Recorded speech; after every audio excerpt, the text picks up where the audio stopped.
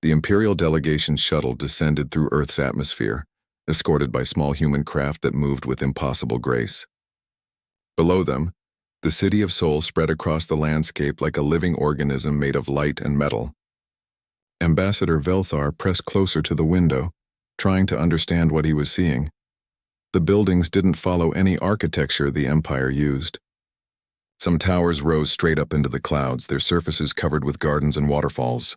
Others seemed to fade in and out of sight, as if they existed partially in another dimension. Streets flowed with vehicles that hovered silently, and between the buildings people moved using personal flight devices. Sol is home to 40 million people, Dr. Han Jiwoo explained. She was the director of the Planetary Development Institute, and had volunteered to be their guide. It's one of our smaller major cities, actually. We thought you'd find it less overwhelming than some of the larger metropolitan areas. 40 million people in a small city. Counselor Theximar was recording everything with his instruments. His calculations were becoming increasingly disturbing. The Empire's most advanced world struggled to support 2 billion people. Earth supposedly held 15 billion, all living in comfort. They landed on a platform that adjusted itself to accommodate their different ship designs. As they stepped out, the air felt fresh and clean. Velthar had expected pollution, crowding, the usual signs of an overused world. Instead, Sol smelled like a garden. "Where are your factories?" Captain Rindal asked suspiciously. "Your power plants?" "I don't see industrial zones," Dr. Han smiled. "Most of our industrial production happens in pocket dimensions, separate from normal space. We learned long ago that it's easier to create extra space than to damage our living environment. The factories exist, just not in the same physical location as our cities." They walked through the city streets. People of all ages moved around them, barely glancing at the strange alien visitors. A group of children ran past, laughing and chasing each other using small gravity manipulation devices attached to their shoes. They bounced from building to building like human butterflies. "Aren't you concerned about safety?" Velthar asked. "Those children are flying without any visible support. Their devices have multiple redundant safety systems," Dr. Han explained. "If the gravity field fails, emergency fields activate automatically. We've had this technology for 70 years. The last accident was about 40 years ago." They entered a massive building that Dr. Han called a public learning center. Inside, people of all ages were studying various subjects using holographic displays. Some were alone, others in groups. The atmosphere was relaxed and friendly. "This is a university?" Theximar asked. "Not exactly," Dr. Han said. "This is a public knowledge access center. Anyone can come here to learn anything they want. Universities are for more advanced, specialized study. Basic education is available to everyone freely at any time." Velthar noticed something odd. "Why are there no teachers?" "The AI tutors are available through any interface," Dr. Han explained. "But human teachers exist for those who prefer them. Education is personalized to each individual's learning style and speed." Admiral Song Hyejin joined them for lunch. She was the commander of Earth's defense network, and she carried herself with quiet confidence. The restaurant she chose was on the top floor of a building that seemed to float without support. Through the windows, they could see all of Sol spread below them. "I understand you're curious about our defensive capabilities," Hyejin said, getting straight to the point. "I can provide a basic overview, though much of it is beyond current Imperial technology to fully understand."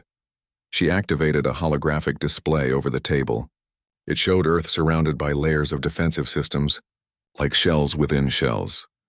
The outermost layer consists of gravitational sensors that can detect any object entering the solar system, Hyejin explained. The second layer includes platforms that can redirect asteroids, comets, or hostile vessels.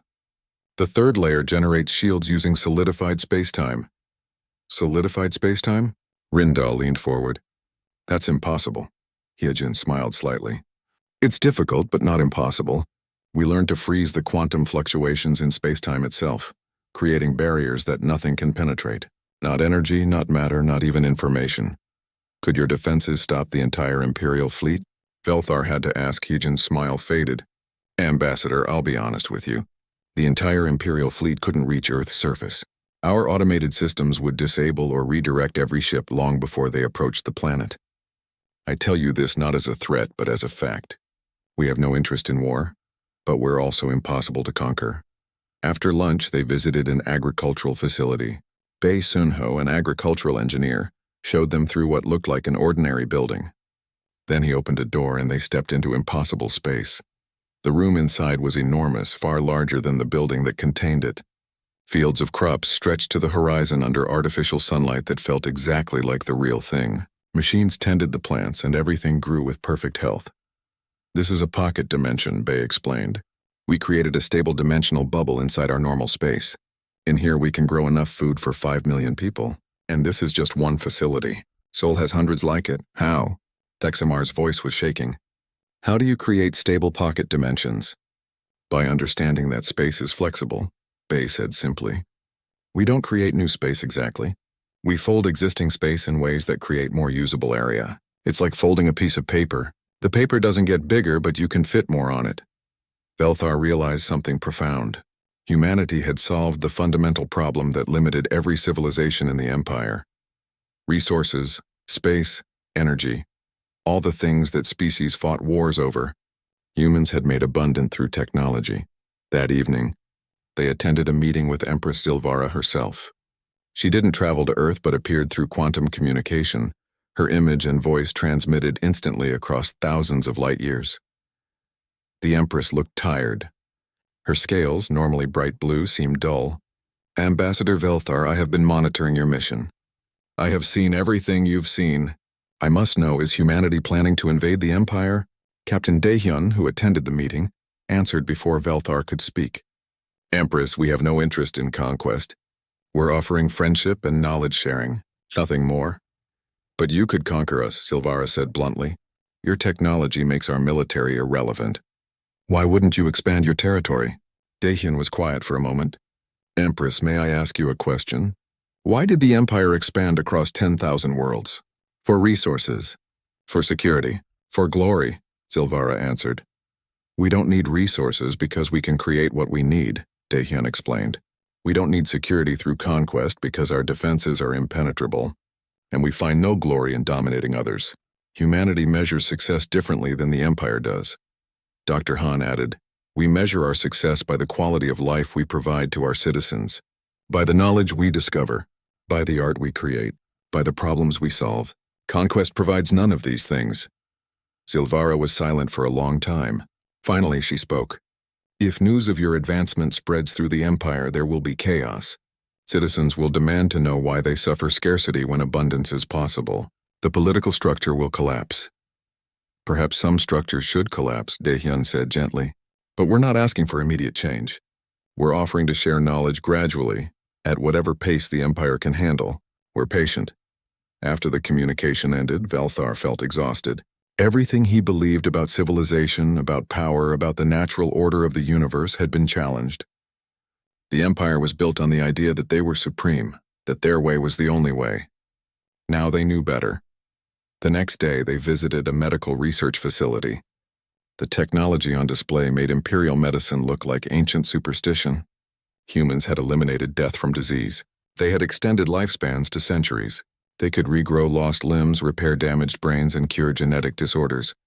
Why don't you live forever if you can prevent death? Velthar asked the facility director.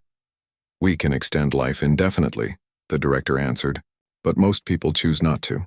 Living for centuries is enough to experience what they want. Some live longer, some shorter. It's a personal choice. Death gives meaning to life. That concept was difficult for Velthar to understand. In the Empire, everyone wanted to live as long as possible. The wealthy had access to life extension, while the poor died young. Humanity had made it available to everyone but didn't force anyone to use it. On their final evening on Earth, Kim Junho took them to a cultural center where humans were performing traditional music and dance. The performance was beautiful, but what struck Velthar was the audience. Thousands of people had come just to watch art. They weren't required to be there. They came because they wanted to. In the Empire, most people work constantly just to survive, Velthar said to Junho. We have art, but only the wealthy have time to enjoy it. Your people seem to have unlimited free time. Most humans work about 20 hours per week, Junho explained. Automation handles most production. 3 months had passed since Ambassador Velthar returned from Earth. The Galactic Empire's ruling council met in the Grand Chamber, a massive room where representatives from thousands of worlds gathered to make decisions. The atmosphere was tense, almost hostile. Everyone had seen the reports. Everyone knew what was coming. Empress Zilvara sat on her elevated throne looking down at the arguing council members. She had not slept well since learning about humanity. The empire she ruled was built on a foundation of technological superiority, and that foundation had just crumbled to dust.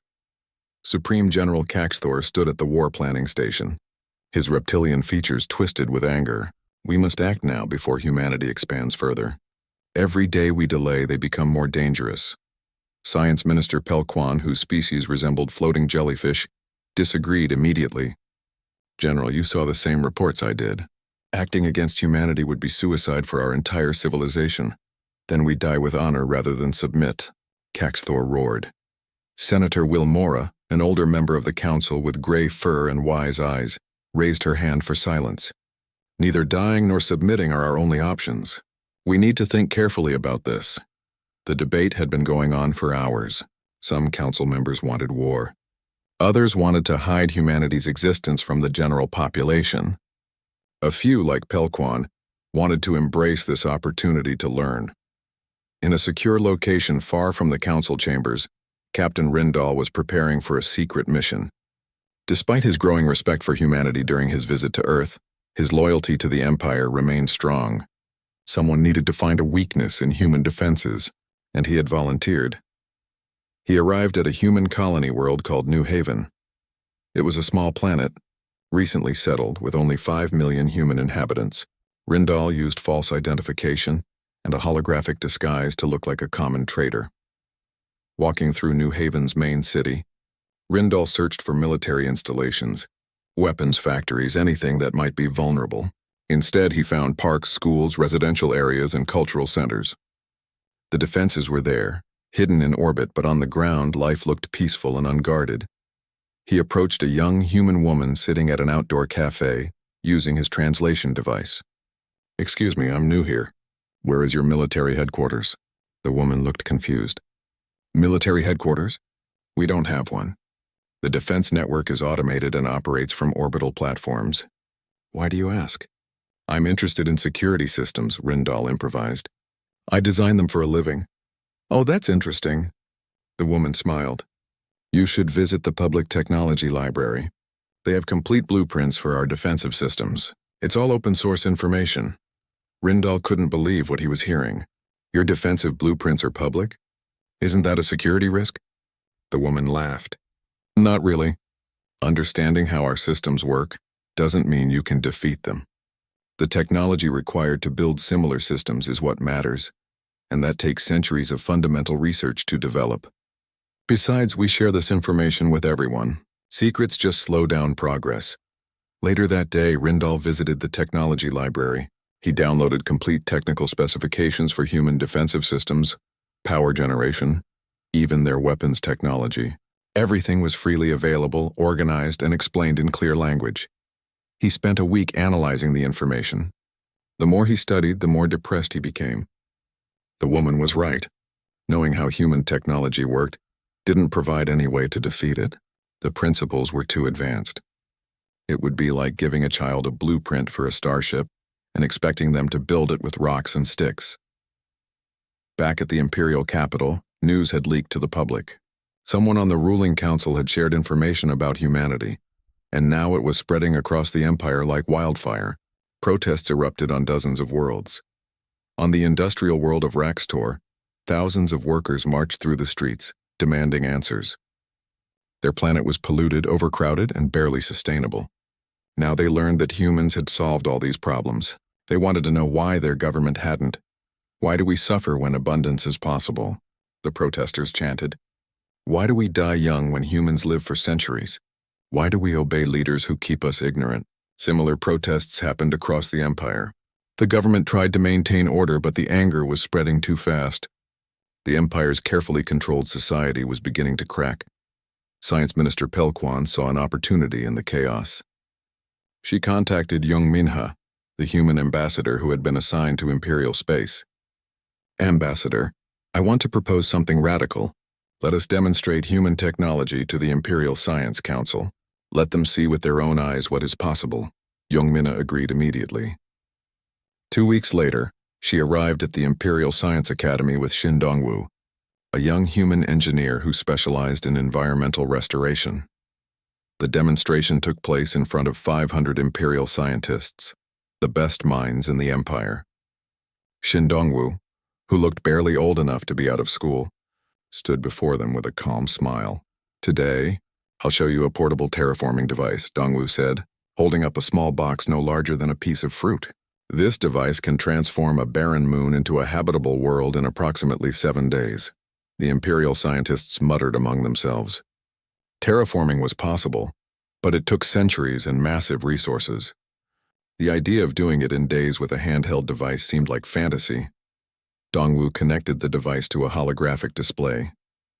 The device works by manipulating quantum fields to accelerate natural processes. It doesn't create life, but it creates the conditions for life to thrive. It seeds the atmosphere with the correct gases, adjusts temperature through controlled greenhouse effects, and introduces microorganisms that begin the biological development process. One of the Imperial scientists stood up.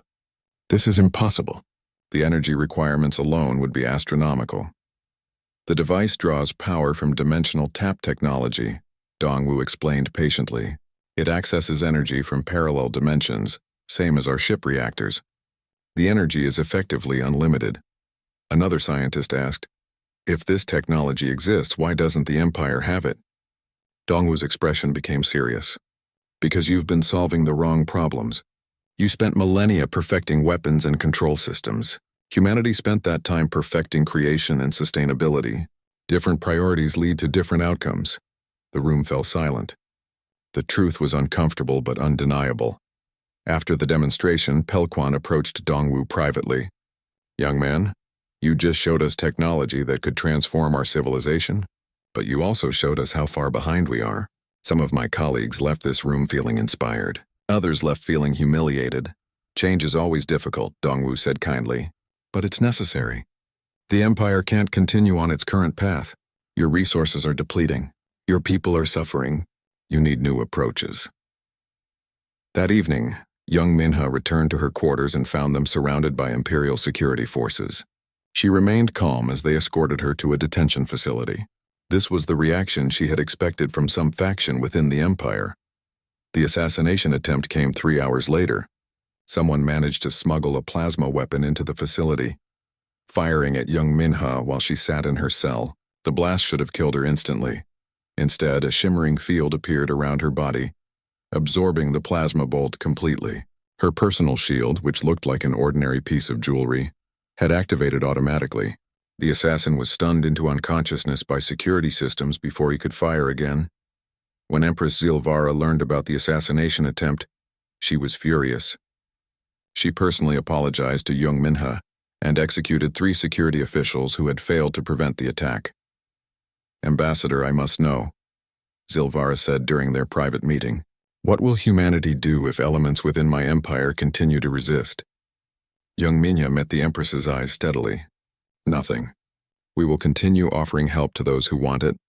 We will defend ourselves if attacked, but we won't force change on anyone. The Empire must choose its own path. And if we choose war, then you will lose and millions will die for no reason," young Minha said bluntly. "Empress, I don't say this to threaten you. I say it because it's true. Your weapons can't harm us. Your fleets can't reach our worlds. War is pointless. But cooperation could save your civilization." Supreme General Caxthor launched his war simulation that same day. He had spent months preparing. Using the Empire's most sophisticated battle computers, he input every known fact about human technology and ran scenarios for total war. The results came back within hours. Every simulation ended the same way. Complete Imperial defeat, even using the entire Imperial military, attacking with everything they had. The projected casualties were 100% on the Imperial side. Human casualties were projected at 0. The computer provided detailed analysis. Human defensive systems were too advanced. Human weapons were too precise.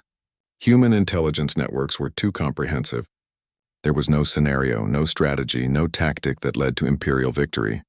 Caxthor stared at the results for a long time. Finally, he did something he never thought he would do. 20 years had passed since the day Ambassador Velthar first encountered humanity. The galaxy had changed in ways no one could have predicted.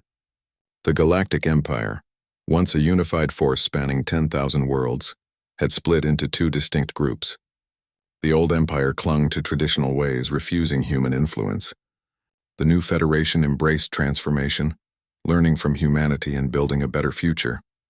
On the planet Talvex, Governor Thalric stood on a balcony overlooking her world's capital city. 20 years ago, this planet had been polluted and overcrowded, with billions struggling to survive. Today, it looked like a completely different world. Clean energy platforms floated in the sky, providing power to everyone freely. Vertical farms in pocket dimensions fed the entire population with room to spare. Medical centers offered treatments that had once been considered miraculous. Children played in parks that existed where toxic waste dumps once stood. "It's hard to remember what this place looked like before," Thalric said to her advisor, an older man who had lived through the transformation. "I remember," he replied. "I remember when my daughter died from a disease that humans cured in hours. I remember when we fought each other for food. I remember when the sky was brown instead of blue." Thalric nodded. "The change wasn't easy. We lost many people who couldn't accept the new ways, but we saved so many more." Across the galaxy, in the territory of the old empire, Supreme General Caxthor led what remained of the traditional military forces. His ships were still powerful by old standards, but compared to new Federation vessels equipped with human technology, they were hopelessly outdated. He stood on the bridge of his flagship watching a recruitment video play. "Join the old empire! Preserve our traditions. Resist the human corruption." But fewer people were joining. Young people especially saw no reason to fight for scarcity when abundance was possible. They saw no glory in maintaining old ways when better ways existed. Caxthor's forces grew smaller each year. At the Interspecies Technology Institute on Earth, Park Seogen reviewed the latest reports from thousands of universities across the new Federation. Education had transformed everything.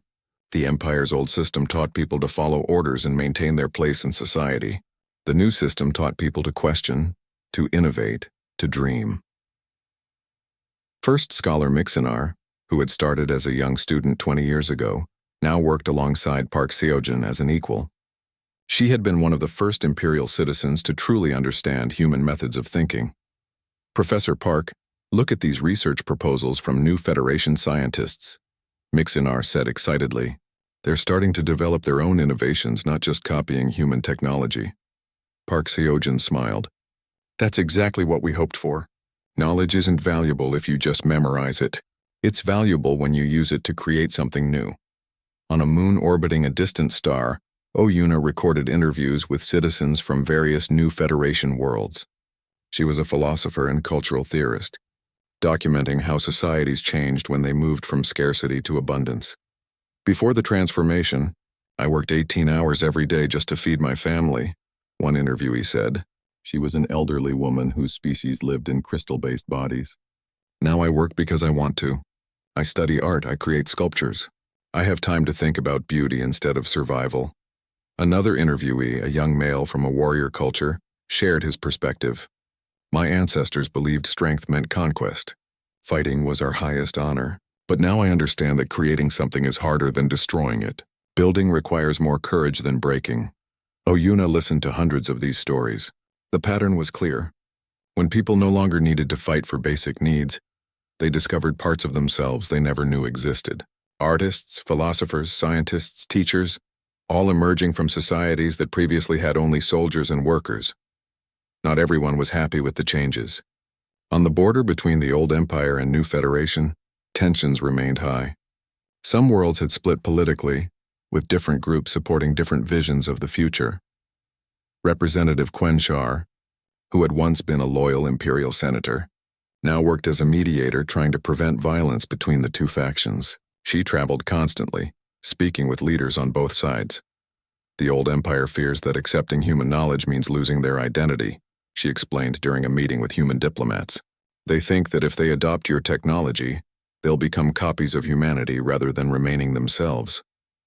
Jung Minha, now a senior ambassador with decades of experience, understood this concern. "That's a reasonable fear, but it's based on misunderstanding. Technology is just tools. Culture, art, traditions, beliefs, these come from within each species. We never asked anyone to become human. We just offered to share what we learned. I know, Quenchar said sadly, but fear isn't always logical. Admiral Song Hyejin had expanded Earth's defense network to cover all new Federation worlds. The system was now called the Guardian Network, and it protected billions across hundreds of star systems. But it had never fired a weapon in anger. Our purpose is protection, not conquest, Hyejin often reminded her officers. We defend those who choose to join us. We don't attack those who choose differently. This philosophy was tested when a desperate group from the old empire attempted to raid a new Federation colony world, hoping to steal technology they could use. The Guardian Network detected them immediately. The raiding ships found themselves unable to fire weapons, unable to move, unable to do anything except receive a communication. You are in New Federation space. Your weapons are disabled, but you are not harmed. You may turn back now, or you may land and request asylum. The choice is yours. Most of the raiders chose asylum. They were tired of fighting for a dying cause. They wanted what New Federation citizens had: peace, abundance, and hope. In the laboratories of the old empire, scientists struggled with obsolete technology, trying to compete with innovations happening in the New Federation, but they were handicapped by their own leadership's refusal to adopt human methods. One scientist working late one night finally made a breakthrough on a project that had stalled for years. Excited, she wanted to share her discovery with the scientific community. But imperial regulations required all research to be classified and controlled by the military. She looked at her discovery, then at the communication device on her desk. With a decision that would change her life, she sent her research to a New Federation university instead. Within days, scientists there had built on her work, creating something even better. They gave her full credit and invited her to join their research team. Stories like this happened constantly. The old empire was bleeding talent to the New Federation. People who wanted to learn, to grow, to contribute. They left for places where knowledge was shared rather than hoarded. Empress Zilvara, now old and tired, rarely appeared in public anymore. She had tried to hold the empire together, but the tide of change was too strong. Privately, she knew the old empire would eventually fade away. The question was whether it would end peacefully or violently. She called Ambassador Velthar, who had remained her most trusted advisor through all these years. Old friend, tell me honestly, did I fail our people? Velthar considered carefully before answering. You guided us through an impossible situation. The empire we knew couldn't survive contact with humanity, but you helped many of our people survive by accepting change. That's not failure. That's wisdom. But millions still suffer in the old empire territories, Zilvara said. Because they choose to. Velthar replied gently. We can't force people to accept help. Humanity taught us that. All we can do is keep the door open for when they're ready. At a ceremony on Earth, Captain Kang Daehyun, now much older but still active, met with Velthar for the first time in many years.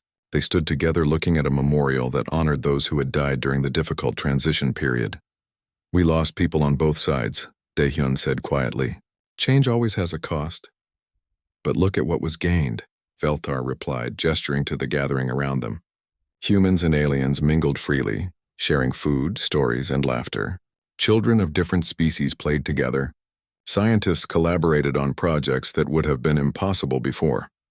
When my people first encountered yours, Velthar continued, we thought we were the advanced ones. We thought we would teach you how civilization worked. Instead, you showed us we had forgotten what civilization meant. We all learned from each other, Daehyun said diplomatically. No. Velthar shook his head. Be honest. You taught us almost everything. We taught you very little. Your patience with our ignorance, your willingness to share without demanding anything in return, that saved us. A young student approached them, a member of a species that had joined the New Federation only 5 years earlier. Excuse me, are you Captain Daehyun? The one from the first contact? I am, Daehyun confirmed. I'm writing a paper about the early contact period for my history class, the student said excitedly. Can I ask you a question? Of course. When you first met the Imperial fleet, weren't you afraid? Their ships were so much bigger than yours. Daehyun smiled. Size isn't everything. We were nervous, yes, but not afraid. The council chamber on Nexus Prime Station was filled with voices. Alien beings from 47 different worlds sat in their designated seats, arguing about the same problem they had discussed for 15 years. Earth's seat remained empty, as it always had. Counselor Vexthar stood tall, his crystalline body reflecting the lights of the chamber.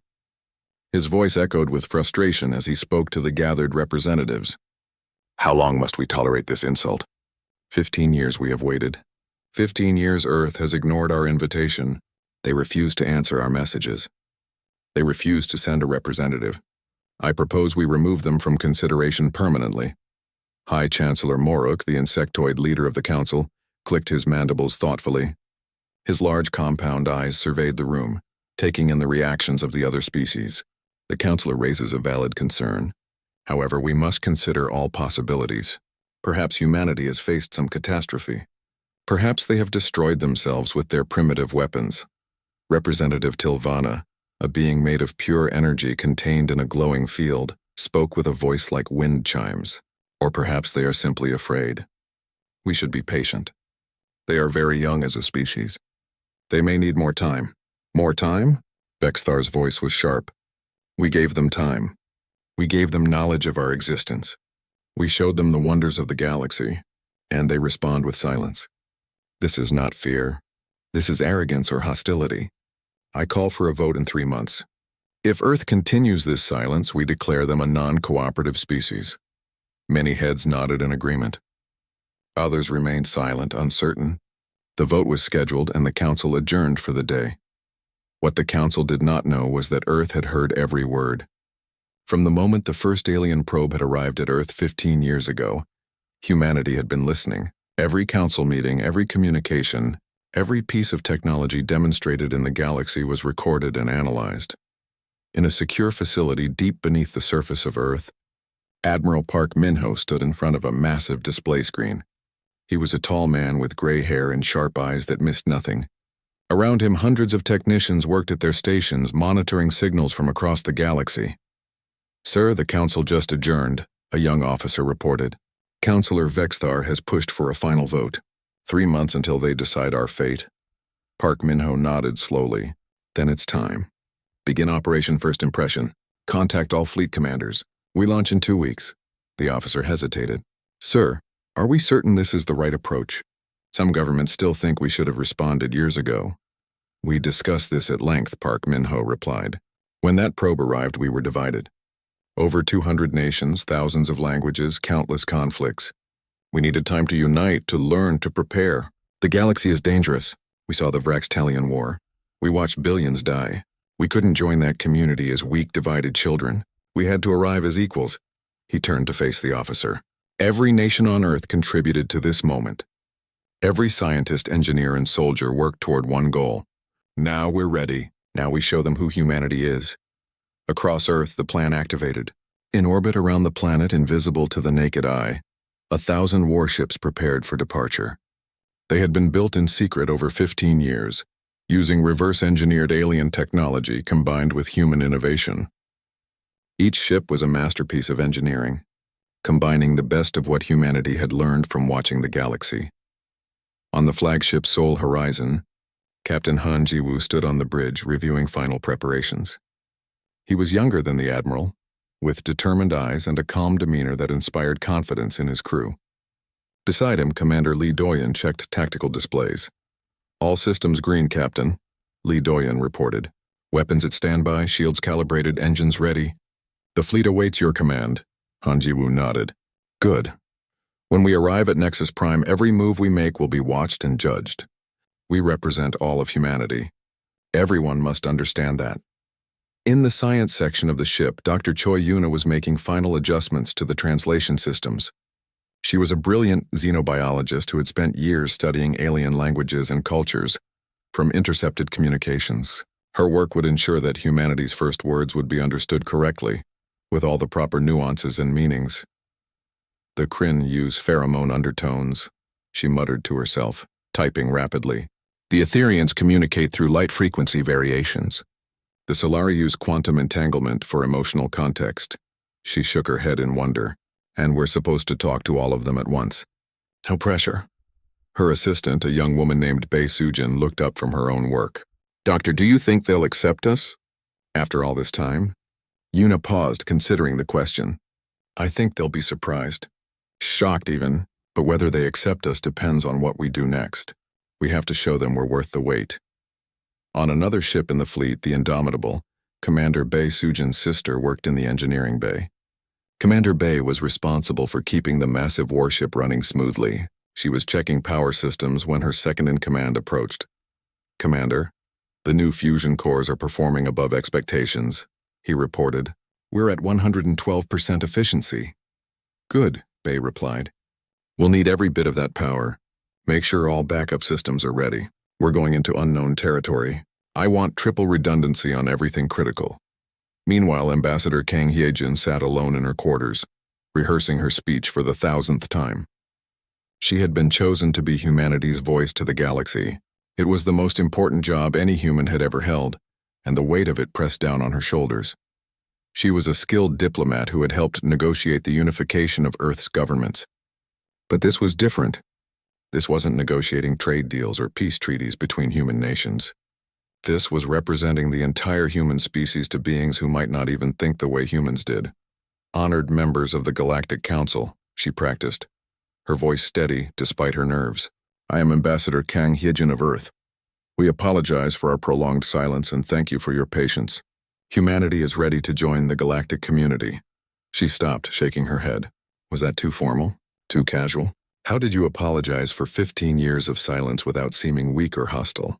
Her assistant, Secretary Mjihye, entered with a cup of tea. You'll do fine, Ambassador. You always do, Hyejin smiled gratefully. I hope so. Everything depends on the next few days. 2 weeks passed quickly. The crews trained constantly, preparing for any possibility. Would the Council welcome them? Attack them? Ignore them? Nobody knew for certain. Finally, the day arrived. Admiral Park Minho gave the order from Earth's command center. All ships, this is Admiral Park. Proceed to Nexus Prime. Show them what humanity can do. 1,000 warships powered up their faster-than-light drives simultaneously. The energy signatures were massive, visible across half the solar system. In perfect formation, they vanished from Earth space, jumping across the galaxy toward Nexus Prime. The trip took 3 hours. When they arrived, they did so with precision that would have impressed any military strategist. 1,000 ships dropped out of FTL travel in exact formation around Nexus Prime Station, surrounding it completely. On the station, alarms immediately began blaring.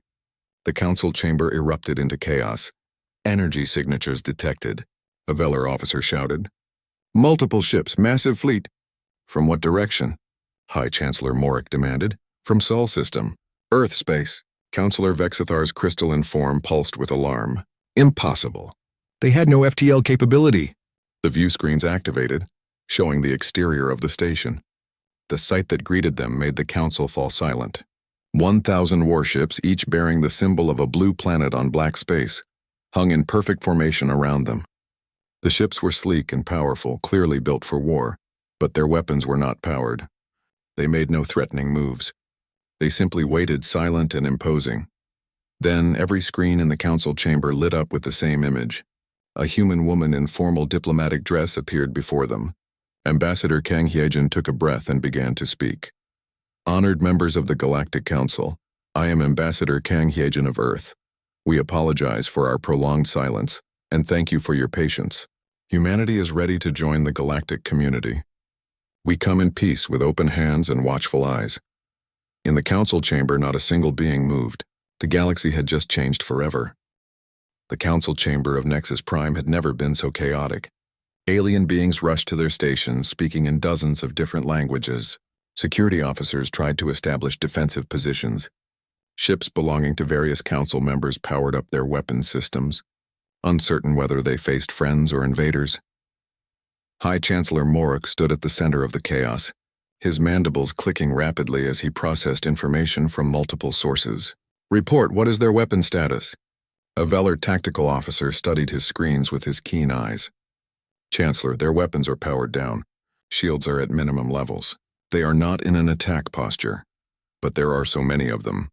A small reptilian delegate whispered fearfully. 1,000 ships. Where did they come from?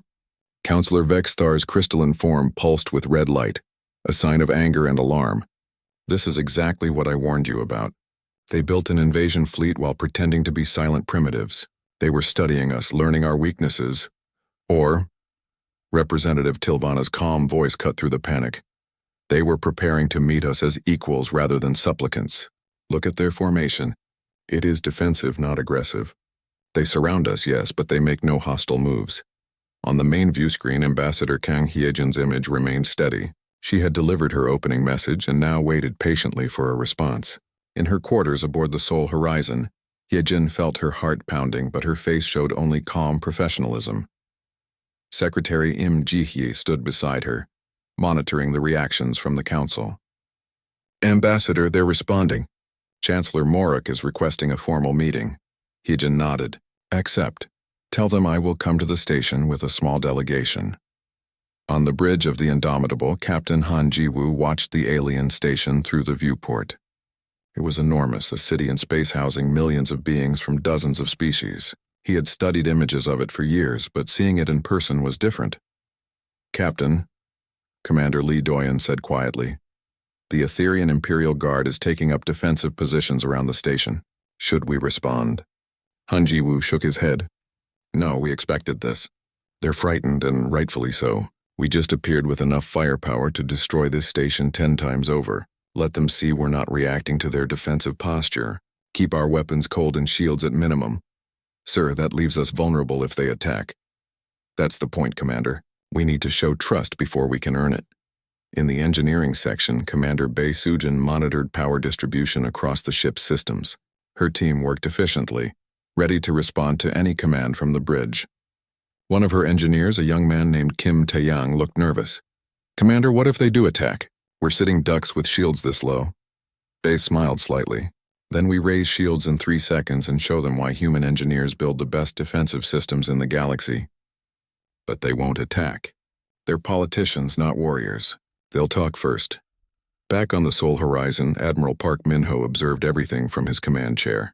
He had spent 15 years planning this moment, considering every possibility. Now that it was happening, he felt a strange calm. The die was cast. Humanity's future would be decided in the next few hours. Dr. Choi Yuna entered the bridge, carrying a datapad. Admiral, I have the linguistic analysis ready. The Council's initial responses show surprise and fear, but also curiosity. Counselor Vexthar is hostile, but High Chancellor Morik and Representative Tilvana are open to dialogue. Good work, Doctor. Join Ambassador Kang's delegation to the station. Your expertise will be invaluable. Yuna bowed slightly. Yes, sir. Though I admit I'm terrified. I've studied these species for years through intercepted communications, but I've never actually met one. Park Min-ho's expression softened. None of us have. You'll do fine. Remember your training. An hour later, a small human shuttle departed from the Seoul Horizon, heading for Nexus Prime. Inside, Ambassador Kang Hyejin sat with Dr. Choi Yuna and 12 human marines in advanced powered armor. The armor was another demonstration of human technology, showing strength while the diplomats worked on showing peaceful intent. As the shuttle docked, Hyejin took a deep breath. This is it. Doctor, are you ready? Yuna nodded, her fingers gripping her datapad tightly. As ready as I'll ever be. The docking bay doors opened, revealing their first real glimpse of alien life. Dozens of beings stood waiting, representing the Council. Some were tall, some short. Some had scales, others had fur. Still others seemed to be made of materials that defied easy description. Armed guards from multiple species lined the walls, weapons ready but not pointed. High Chancellor Morik stepped forward, his insectoid body moving with surprising grace. When he spoke, the translator device Yuna had prepared converted his clicks and chemical signals into speech the humans could understand. Ambassador Kang Hyejin of Earth, you and your delegation are recognized under diplomatic protocols. Welcome to Nexus Prime. Hyejin bowed respectfully, the gesture carefully chosen to show deference without submission. Thank you, High Chancellor. We are honored to finally stand before this council. You have much to explain, Counselor Vexthar said coldly, his crystalline form towering over the human delegation, beginning with why you arrived with an armada. They were led to a smaller council chamber, one designed for urgent meetings. The humans took seats that had been hastily modified for their physiology, Hyejin stood to address the assembled representatives. You wonder why we remained silent for 15 years, she began, her voice steady. The answer is simple but perhaps difficult to accept. We were not ready. She paused, letting Dr. Yuna's translation devices ensure her words carried the right emotional context for each species present. When you discovered us, Earth was not united. We had over 200 separate nations, each with their own languages, cultures, and governments. Many of these nations were in conflict with each other. We had barely begun to explore our own solar system. Your invitation was generous, but we knew that joining your council in that state would be disastrous. So you ignored us? A delegate from the Quillith species spoke up, her feathered crest rising in indignation. You could have explained this, could we? Hyejin countered gently. We had no idea how you would react. Would you have given us time to prepare, or would you have tried to guide our development, shape us into what you thought we should be? Or worse, would some species have seen our division as an opportunity to exploit? The council fell silent. Several delegates shifted uncomfortably. Hyejin continued. For 15 years, we listened to everything you broadcast. We learned about the galaxy. We saw the Vraxtalian War, where millions died because two species could not reconcile their differences. We watched the Meridian Plague spread because political disagreements delayed the response. We studied your conflicts, your triumphs, your technologies, and your cultures. And you built warships, Vexthar stated flatly. Yes, Hyejin admitted. We built warships. Because we learned that the galaxy, while full of wonders, is also dangerous. We learned that peace is maintained not through weakness but through strength tempered by restraint. We built these ships not because we wanted to conquer, but because we refused to be conquered. Representative Tilvana's energy form pulsed thoughtfully. You speak of learning from us. What did you learn about diplomacy? About cooperation? We learned that joining this council requires more than just showing up, Hyejin replied. It requires trust, which must be earned. It requires capability, which must be demonstrated. And it requires commitment, which must be proven. High Chancellor Morok leaned forward. And how do you propose to prove these things? By our actions, Hyejin said simply. We have shown you our strength. Now let us show you our... Suddenly alarms began blaring throughout the station. The council members jumped to their feet, confusion spreading rapidly. A Velar security officer burst into the chamber. Chancellor, we have incoming hostile ships. The Marauder clans are attacking the station. The council erupted into panic. Through the chamber's windows, ships could be seen approaching from deep space. 200 heavily armed vessels, painted with the crude symbols of various pirate clans, bore down on Nexus Prime. The station's defenses were minimal, designed for ceremonial functions during council meetings, not full-scale battle. The nearest council defense fleets were at least 40 minutes away.